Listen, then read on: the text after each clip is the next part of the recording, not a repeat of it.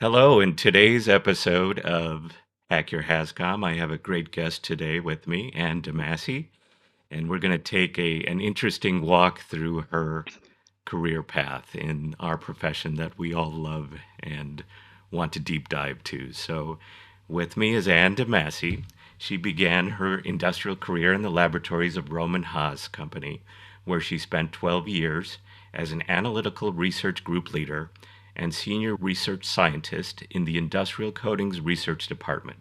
She then transitioned into hazard communication and has never looked back.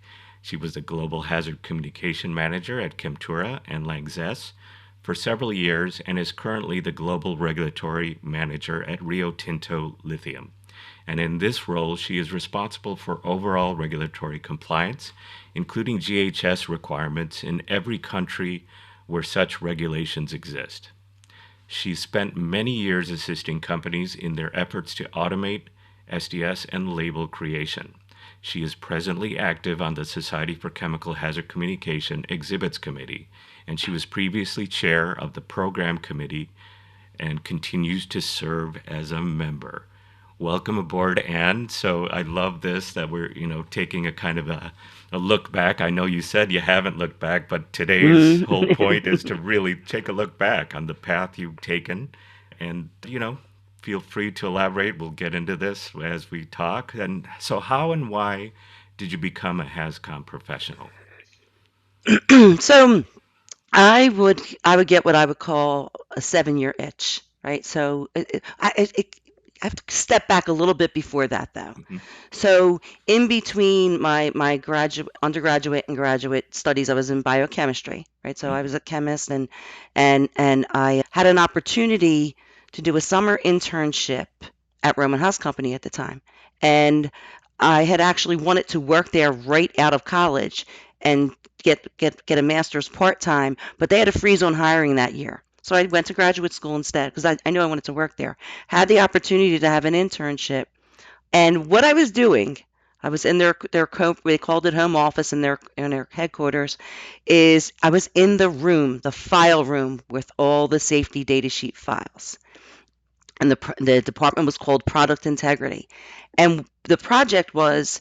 I needed to go through for about 200 products, go through the files and find all the components that contributed to vapor pressure in those products because they had an issue because they had some drums stalled at a port somewhere and they were sitting out in the sun and they wanted to understand what the potential hazards were under those conditions. So I spent 8 weeks, I think, doing that and finished it up. And they did the calculation and figured out, that everything was okay. And I went on to graduate school. And then when I finished there, they were hiring again, and I, knocked on the door and they let me in, and I started to work in analytical research in the materials characterization team, doing dynamic mechanical thermal analysis, which I had never heard of. But they didn't expect you to have, if you unless you went to a university where that was a specialty. They expected that if they were hiring locally, which I was, and Mhm. I've been in the Philadelphia area and worked in Philadelphia my entire career. I was, so I worked in that area for about 7 years, and decided I wanted to do something different, and then I moved into product. I was actually trying to develop coatings for wood furniture, wood substrates, and I really enjoyed it for about 7 years. Okay. And then it was a time again, and I said, "Well, what I like to do." And at the time, the company had acquired several other companies, and they needed assistance with their hazard communication team. And so they pretty much expected their Hazcom authors to have some background, of course, in science, and really also in a laboratory environment.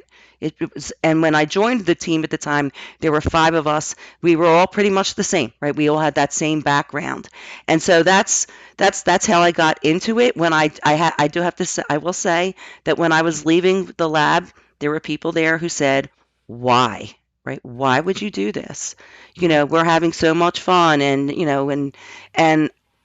I just said I want to give this a try. I want to give this a shot, and so I joined the team then. And 7 years later, I said to myself, "Okay, is this? Am I still okay here?" And I was, and I was. I never imagined that my career from that day would have taken me to where I am today and to the places in the world and the people that I've met and the opportunities that I have had.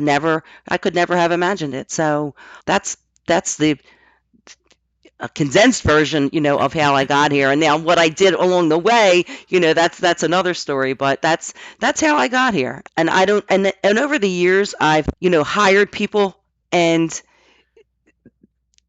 my expectations of them are a little bit different, I think, than they were of me back in that time. So anyway, I just think that that's interesting. So. I'm curious to know here when you first mentioned the team that you worked with Mhm. and in that first role, would you say, and to this day, this is still a conundrum as far as what kind of educational background did you have, did they have that actually got them to that point or that they felt like, and even the company, like what would you say the company, what did they see in your individual and group backgrounds to see that this would be a good fit or that you had the knowledge? Because I would imagine, being very early on in the compliance world of what we do with the hazard communication piece, this was still kind of, just starting to become Yeah. the approach that companies should take, and pre-compliance or encouraging compliance, all of that good stuff. So would you care to talk about that sort of piece, the background? Yeah, so honestly, we were very much aligned. I think that, and so there were, I think there were two biology, two with backgrounds in biology, and three with backgrounds in chemistry at the time. We had all, like I said, we had all done some work in a lab, not necessarily not at Rohm and Haas, but at other companies, and Hmm. kind of like moved in. So we weren't newly graduated moving into that group. At the time, that's not how they did it. And I think that, and it took, they invested a lot in a lot of training. It's basically, we said it took 18 months to really become an independent Hazcom author at the time because of the way that it was set up, and we were responsible for every section of the safety data sheet. So we took training on every single section, right? Including all of the regulations that we included at the time in section 15, whether or not they were required. We listed them, and we were trained. And so I and then we also had to, as far as the compositions were concerned, there was a lot of work there, because we were at the time creating polymers, lots of polymer definitions, and then with the polymer definitions, they're different in per country, right? Based on chemical control laws, and those rules, were and they were coming on at the time, but also changing at the same time. So it was really interesting. And we also were not really working with, we had a system, a database. Hmm. It wasn't really a software package. We basically, wrote each sentence of the document, but we cut and pasted phrases into a database. But basically we wrote by hand, more or Oh, wow. less. I mean, that's what it Okay. felt like. And so, and yeah, of course, if once you're responsible for a product line, you could take that product and copy it, and then make any Sure. changes that you needed to make. And what we were doing is we would create them, and the way that we were divided was by basically by business, by chemistry. Hmm. And we would back each other up.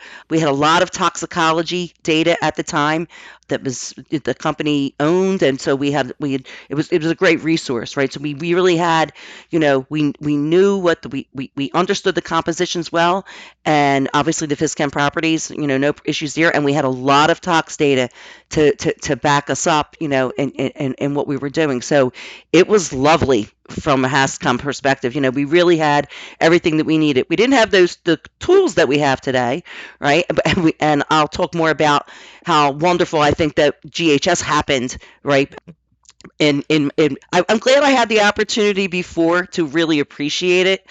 So what we would create a safety data sheet. Basically, at the time, it was considered the global version, and then we would send them out for translation. That was basically the ANSI version, Hmm. and then we would mail them to another site for translations and then distribution. So it really started out bare bones, and then after we at the time we did start to implement.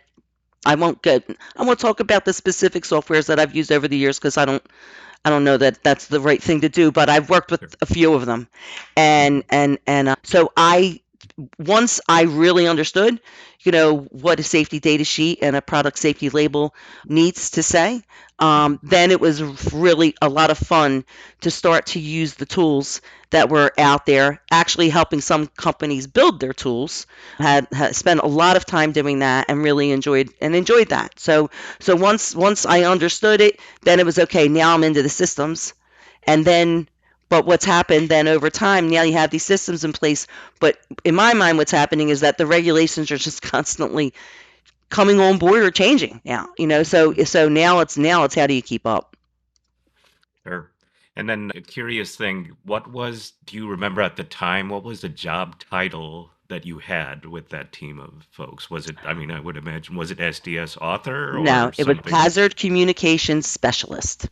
That was my Interesting. first role, was hazard communication specialist. Specialist. Okay. Hmm. And like you said, having the support and guidance of a company that cared for what they were doing, I think Hmm. said a lot because if they were training you, I would imagine even at that time, was it difficult to find training resources? Like you said, if section by section, who would you go to? Hmm. Where would you be finding those resources?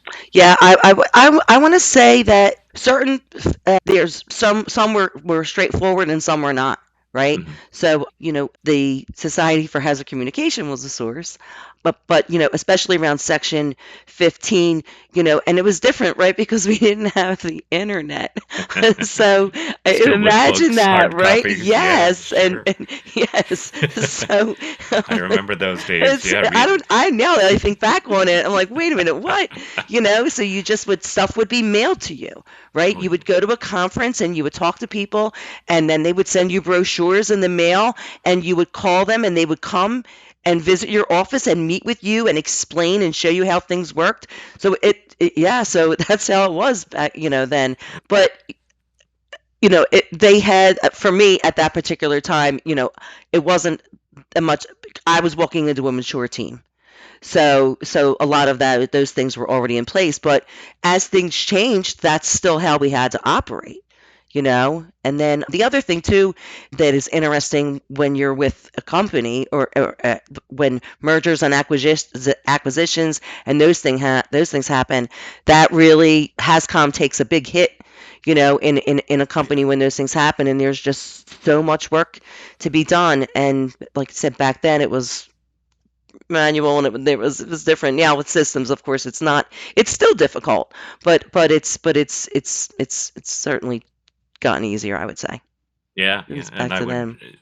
especially with, and I would again, probably since you mentioned the ANSI, pre-GHS format, Mhm. that was at the time more an optional, a nice to have format because, to this day I still see it out there, the old 8 section OSHA Mhm. format that was still out. That, thankfully the ANSI made a progress, and certainly many Yeah. members of our SCHC were part of that committees to Yes. help make that happen. Did you get and the training on that? You mentioned SCHC, the hard copy CFRs, and where Mhm. you got the OSHA Yeah, regulations I to still they're access. on. I have them behind me. I still have Right, them. Yeah, I 3 ring do. binders and stuff. Yes. Yeah, right. Oh, they're all I, over. I know, and it's crazy. I think a lot of us still appreciate the feel of actual paper in our hands, turning them, highlighting them as we Mhm. find the source, tabbing them in a book. I still have a copy of the purple book that I refer to. It might be an older version, I'm sure, but right? the Yeah. GHS purple book. So we're familiar with that, and certainly whoever our listeners are out there, that yes, we still rely on paper, and there's pros and S- cons to having s- physical sources. Oh yeah, absolutely. I do actually. I do like to sit and look at something like that. My first foray into GHS was a label for Japan. Yeah, we actually got a vice president's award for that. Because we were, ahead of the requirement, and it was a team, that handled that. So I have a fond memory. That's a fond memory of mine, my first foray into GHS. And then Oh, yeah, I think GHS is wonderful, and I get why, we would joke and say, oh, it's globally unharmonized, right? Because not mhm, everybody adopts the same endpoints, but not everybody needs to adopt the same endpoint. right. So I think that that's fair. Sometimes it's sometimes I think it's a little overcomplicated, but for the most part, I do think that it's a great system. Hmm. I think that hazard communication around the world improves so much. I go to plants when I go to, I do plant audits pretty regularly, and when I see, the imagery there for the employees, it really makes me feel good. I actually feel really good when I see that, and because I know they're safer because of it. I know they're trained on it. I think that all of those requirements that has come 2012, put in place in the US and around the world, right? All of our other sites too that I've been involved with, it's been more pretty much the same thing, and I think it's been a big improvement. Great. You're speaking on the audit part of it, and when you are spot checking, let's say, an employee at the worker line, right, at the line that they're Hmm. working on, would you be able to care to share some tips on what do you find is a good way to audit those folks on their training? Like what could you share as a best practice that you do to ensure, like you said, that you're confident that they've fully trained? Do they know the Hazcom? What have you done to get right at the line worker and Well, make I sure that mean, they're the informed? first thing would be just be, can you do me a favor? Can you give me a copy of a safety data sheet for whatever it is you're working with today? Right. The first thing is, do they know where to find them? Sure. And that's changed over the years too, right? So everybody had those big yellow, orange, yellow binders, but and on the wall and with the chain, and they're still there too, and for Yeah. good reason in many cases, right? But now there's so many ways to access these documents. For me, the first thing is, can you find it? And Hmm. and then after that, you know for me, it depends on what they're doing, and usually when I'm there, I know what they're working with, right? So and in general, pretty much ask them, is there anything in this document that you think is confusing, or it gives them a top opportunity to engage, and say, no, no, I think it's fine, or I don't really have to worry about that, and I know that Section 5 is really important. So I gauged what they understand about the what's needed in order to do what they're doing safely. Okay. Okay. So that way you're ensured that they're doing that because certainly when you read about how OSHA inspectors do this, they take that same approach. This is why it's a low hanging fruit. Top 10 violations is Hazcom, right? And Right. they're instructed to do the same thing. Go right to the employee, ask them where is your SDS, and first of all, do they know what that is, right? And a lot of times they'll say, "What's an SDS?" That's bad, right? That's a red sign, Right. red flag, right? That something's up. Then next thing is, do you know how to, where does it show? You'll point to, or you'll ask them the question, what kind of PPE do I have to use? Mhm. And do you know where that is on the SDS? So then you're trained on telling them where to look for it and how to find it, and then encouraging things like, have you ever had an injury with this, or what happens if it gets on your skin? Do you know what to do? First aid. I'm sure you're asking those types of questions with that. And do you find, so I think you mentioned you do this audit just as well outside of the US too. Do you Yeah. find similar compliance when you do those Oh yeah. questions to them? Yeah, Yeah. absolutely. And Okay. for me though, Atanu, to me, it's my responsibility to make sure that they have what they need and that it's easy for them to find. So in my role, that's part of it, right? And that I make sure that there are global communications that go out regularly, reminding people about, oh, we've updated the SDSs because we changed the address of this office and we put it in Section 1. Please take a look. Please review Hmm. your files. Make sure you're always using the latest version.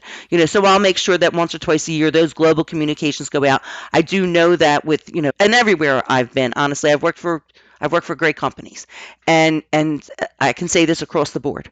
To me, this is the norm, and so I've been fortunate, perhaps that way, but it's always been the expectation, that for the Hascom team, we don't just, well, I'm the manager now, so that's Sure. why, right? So it is my responsibility, right? You're So driving it. I'm Yeah. driving it, so I'm making sure that that I never, if an operator doesn't know where a safety data sheet is, that's my fault. Yeah. Yeah, it's So on you. yeah, so they're generally people are really good about it. I find overall, I think that, and I know we're talking a lot about employees. I'm not talking. I don't. Honestly, in my experience, I don't have a lot of consumer experience. Right. Uh-huh. So I've worked for companies that don't that are they're, usually the intermediates for the most part. Here and there Right. have been differences, but for the most part, yeah, it's it, that's usually, well, honestly, labeling is usually the bigger problem. Okay. Yeah, yeah. Safety data sheets not a problem. Hmm. Labeling is sometimes more of a challenge. Making sure that they understand. I've written standards and procedures. Make sure you do A, B, C, D, E. Try to make it easy for people. But I think that the labeling piece can be more difficult for people because In what sometimes, sense are well, they? because you're Yeah. moving things around in different containers, right? And so, Uh-huh. you know, do you know what you're looking for? Do you know why? I don't want to get into specific examples, but I Sure. do Sure. think that overall, and then the sizes, right? We see what it's like trying to get all the information that you need, and so that employees need to. I think there's a lot more for them to learn as far as labeling is concerned than there is around safety data sheets, just in general. Right. Right. Um, Right. so but just overall, I think that GHS is a great thing, and for as Right. also for labeling, right? Those pictograms, I mean, it's Yeah. great, to walk into a It's plant, walk into a research lab, and see them, or, see them on the bench, or see them on the beakers, or wherever. I think that it's really been it's made a difference. Yeah, and especially as an aid to training, right? You can point to these sections, like an SDS. You have certain required sections on the label, right? Hmm. And where to find that information: the first aid, the precautionary statements, the pictogram, and what to do in an emergency. It's quick at hand. That's why the issue of like the secondary container label. Hmm. We get that at OSHA too. The letters of interpretation.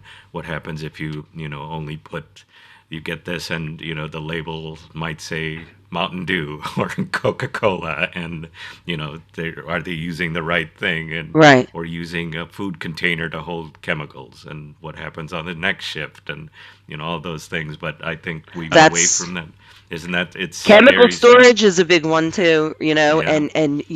and I think that that's an area on a safety data sheet that is super. Of course, they're all important, right? But Oh, sure. but I do often see chemical storage issues, and I think that that's something we could probably train on more. Probably maybe we could do that. I think that's there's an opportunity there. Sure, But sure.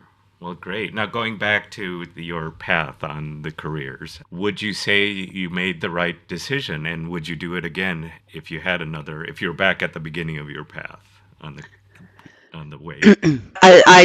the answer is absolutely yes. So what Okay. I never knew, first of all, I've traveled the world because I'm in Hazcom.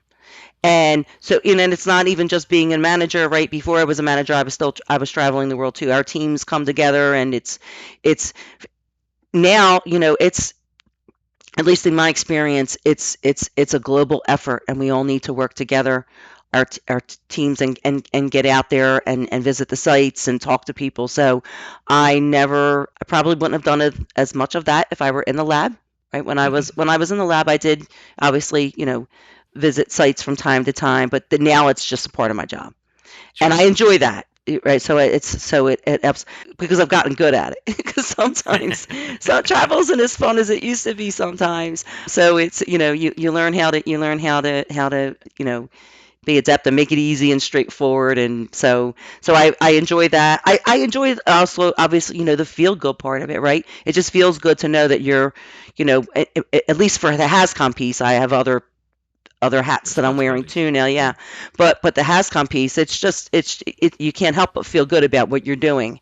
You're in so many ways, right? You're trying to protect individuals. You're trying to protect the environment. You're trying to protect property. Hmm. It's a feel good.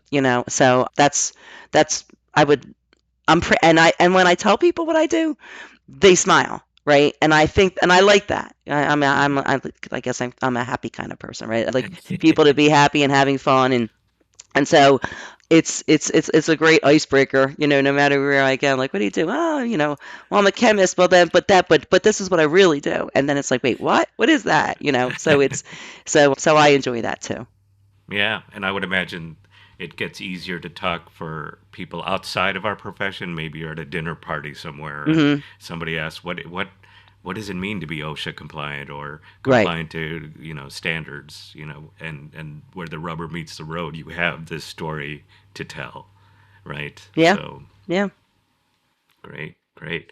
So you've touched upon this earlier, and maybe we should go a little bit more into this. Is what have you seen being changed in our profession over the years? What has changed that you've noticed over the time? I certainly, going from paper to digital was Well, one that's thing. the big thing, right? And but what that did do, right, is that you have to, I think, that the maybe the negative there is that perhaps people don't have the level of expertise maybe that others did in the past, on all of the, at least the soft sections, right? Right, And so, everything else is, pretty much prescribed, and that's okay. But, I don't think it's okay to take a piece of software, run it, and think you're done, right? right. And so I I don't allow that to happen, but I think that's a risk that we run. Maybe now with AI, I don't know. I guess things are going to change again, and I don't want to talk about that because I have nothing to say, that would be useful other than it's. I'm sure it's going to be great and interesting, if at some point, but I just don't have anything. I can't. So don't ask me any AI questions.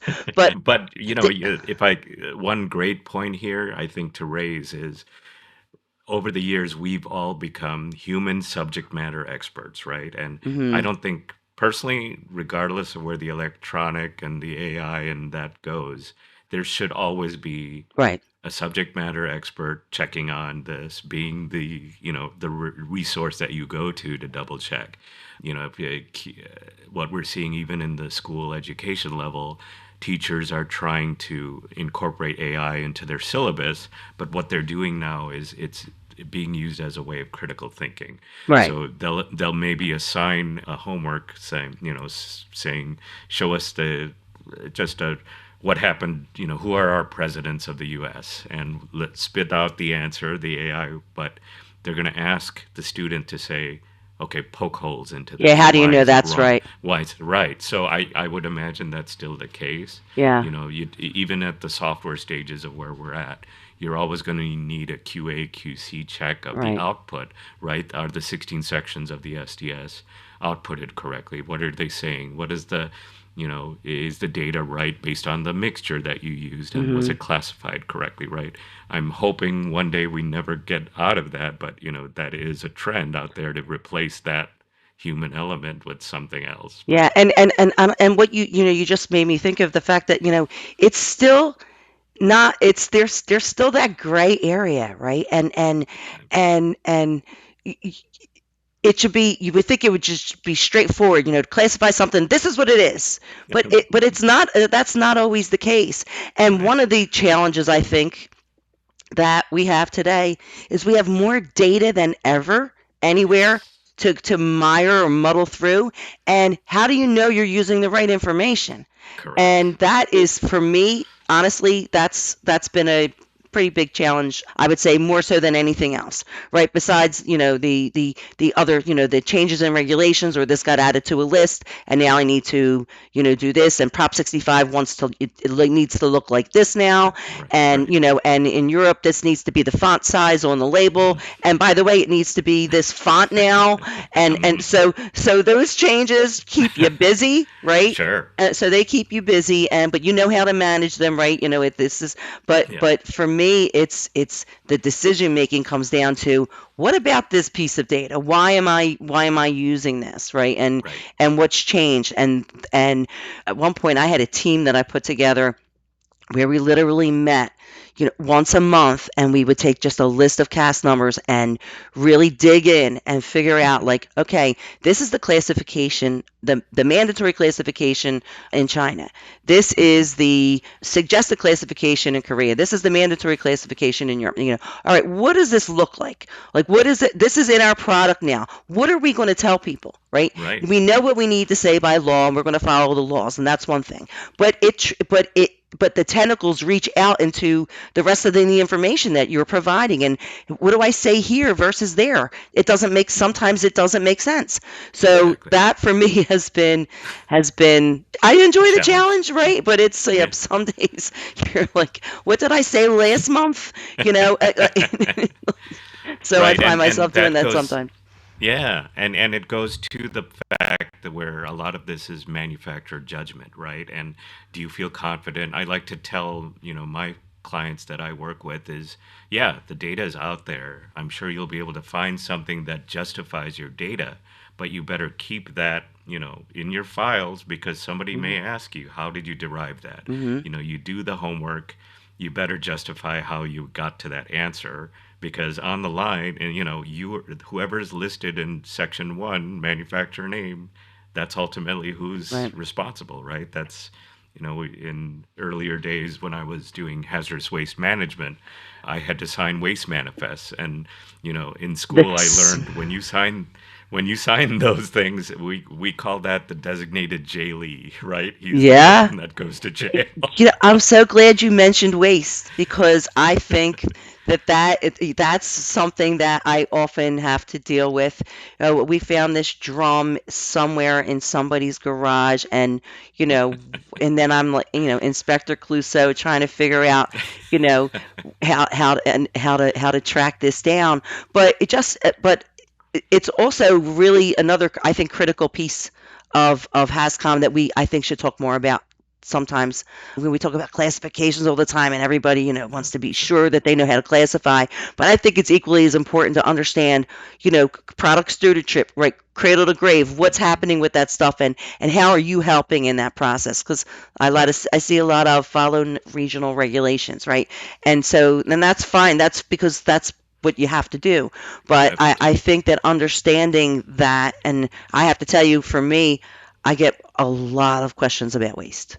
So if you're a budding Haskeimer, put waste on your to-do list, right? To make sure that you're up to speed, and the regulations vary around the world, but it's super important, and finding the right, waste handler and all those things. You'll get involved in those things as a Hascom professional at some point.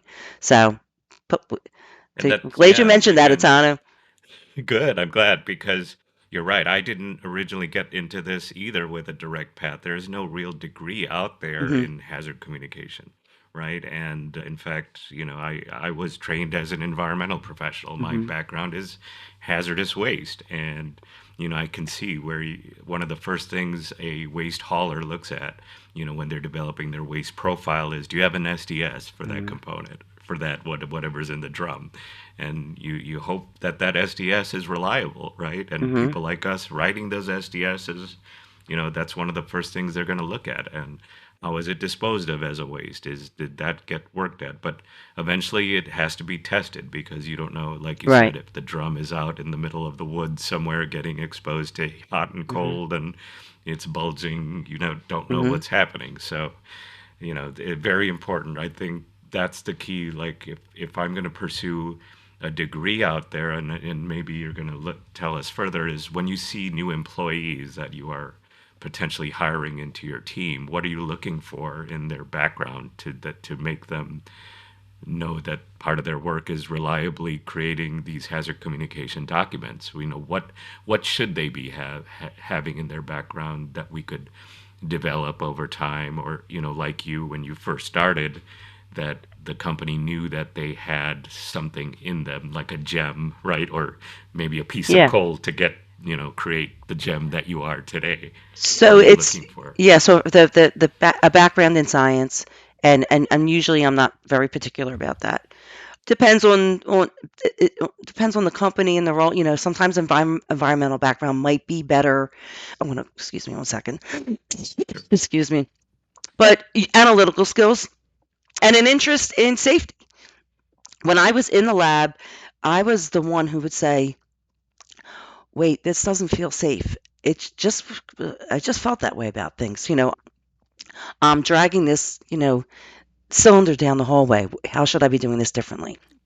Mhm. So for me, when I'm interviewing, those are generally the key characteristics that I'm looking for, and experience Sure. depending on what I need. Okay. And I think maybe what we might be helpful is for those listeners looking for a profession and or a path in this profession. Could you go through what would be a good couple questions you as an interviewer would ask to determine that? Like, how Hmm. would No, do you okay, have some so examples of this? well, sometimes the first thing I'll say is, "Do you know what a safety data sheet is?" Right? And a no would be kind of like, "You probably then you don't know what this is," right? So that's Mhm. so there be that, and Almost then like asking when you're auditing your on workers, probably right, right. similar thing, right? Right. So and how it usually again, it's a little tough, but I would say, it depends on the type.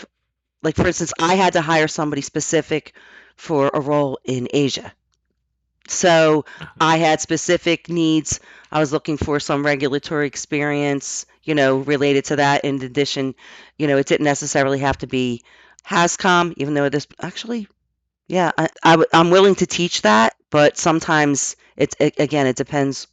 Over in my career, On the I've job. hired, Yeah.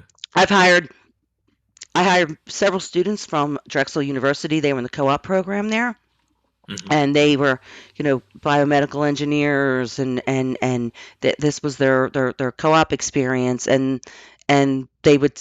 So I literally trained them, from start to finish, and would use the same sort of opportunities that I had in order to make the training happen. So I've done both. Okay. So the questions would be different depending on the level of person, but for do you know what this is, right? Hmm. And generally, if somebody does, then that means that they know what they're in for. So I've already gauged their Right. interest, and then I would, ask, how do you how do you approach a problem where you have to select between A and B, right? Because there's judgment. So Sure. and we all talk about that, SMEs and the need for judgment. Mhm.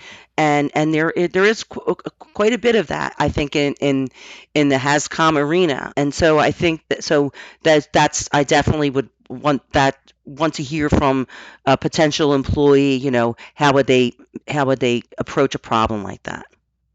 Okay. And are you feeling like when you're hearing answers you like, or has what's coming out of the profession, or at least out of the educational field, when they get those degrees in biomed or other science related thing, and you ask those questions, you're actually getting to what we said earlier, the critical thinking, right? And Yeah. how did they get to that decision? Are you finding that the level of student or the education level out there is still adequate to provide an answer that you would find, useful, that you would hire this person? I've often had difficulty choosing between candidates. So the answer Oh, to that's that good. is yes.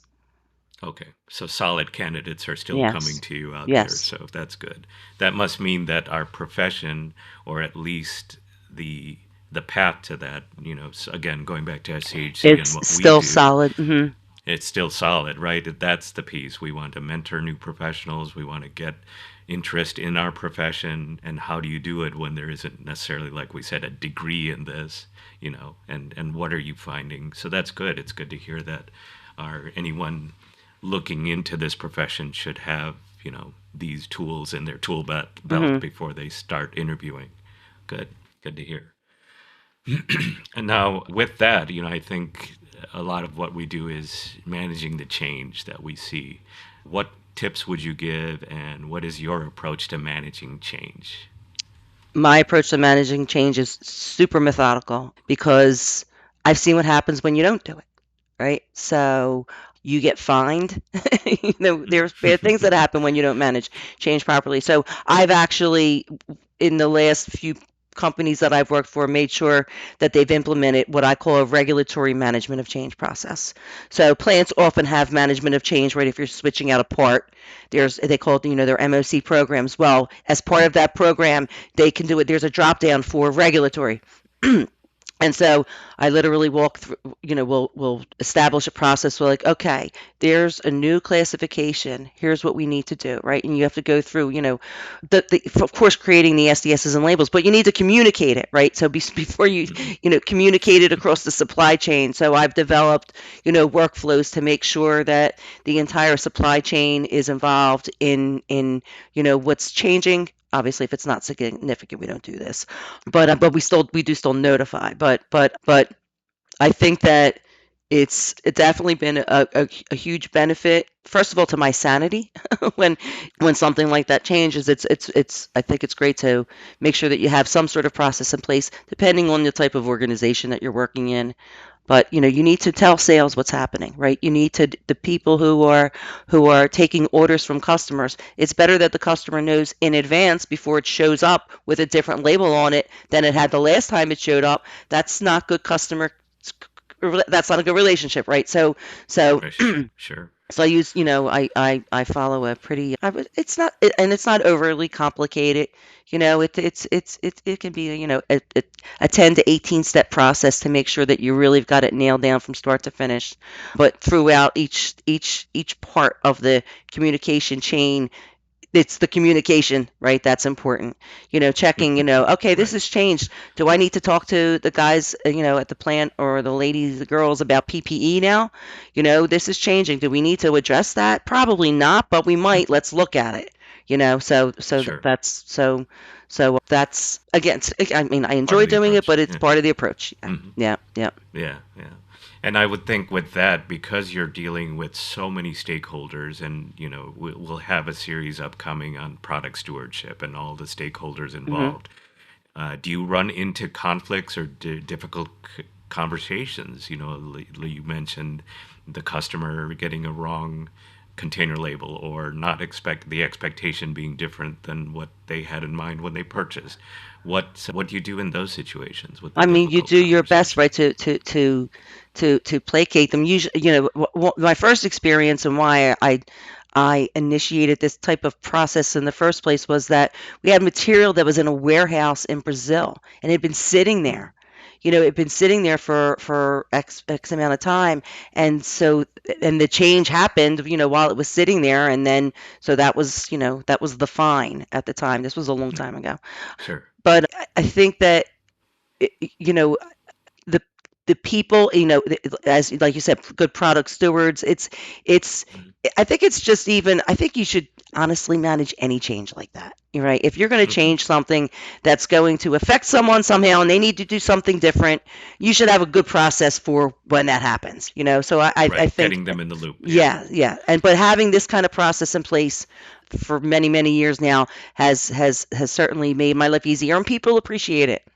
But you also have to then manage personnel, right? So I'm working with Yes. HR so that I know, this salesperson left, and that was person was, in my, how do you manage that? So that's we keep so everybody's in the mix in the MOC process, and it's Great. been worked out really well.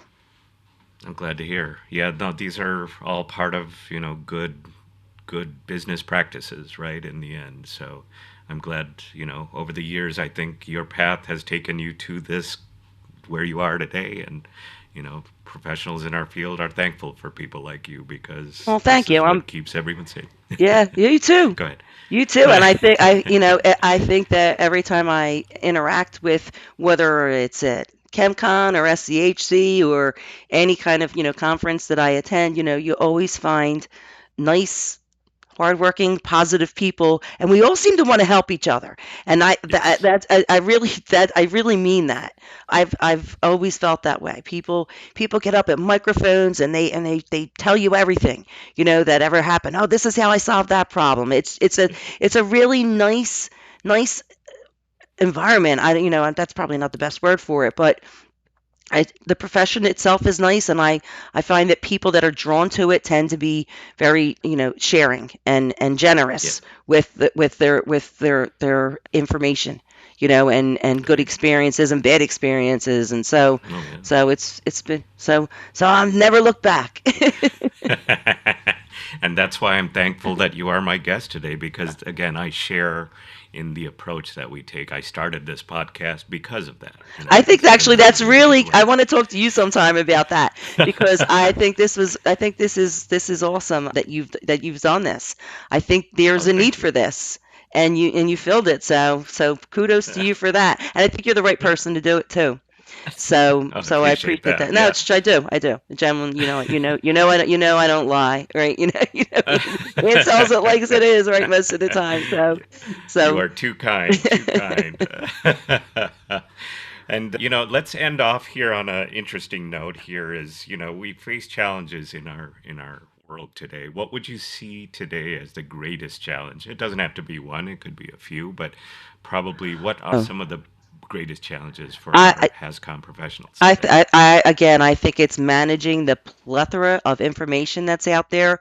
We or also I think that Hascom includes the environment, and it's more important than ever that we're paying attention to that. And so that's it's health, safety, environment, right? But I think over the years the E kind of got kind of a little bit, It's a silent E. yeah, Yeah. silent E, and so I think that that's going to continue to be a challenge. For me, it's just understanding the product stewardship, cradle to grave. We fit into that cycle. I'm speaking of cycle. I think recycling is like so critical, and I think that understanding how you can, as a Hascom professional, add to the the information that's out there, in a way that's going to be helpful and move things in a good direction for all of humanity and the planet. Mhm. So Oh yeah. and I think that based on what I've seen, I think it's like 12%. So the rate of the increase in regulations out there, again, which is a good thing, but it's a challenge, right? Yeah. But for A me, moving it's target. Yeah. yeah. But for me, people are now. I think that people in general think about safety a lot more than we did when I was a kid, right? We didn't even have seatbelts in the Hmm. car when I was a kid. Sure. And now, Sure. now I wouldn't even imagine not putting a seatbelt on when I get in the car. So I think we've come a long way as a Hmm. society, as far as appreciating the importance of safety. A new law was implemented in Pennsylvania just this week. You can't touch your phone while you're driving. And so I think people are more accepting of and thankful for that has come in general. I do remember a long time ago there'd be maybe somebody in the lab who would say, "Oh, please don't bother me with this, right? I don't Yeah. need to wear." Right. I know that. I mean, that did happen.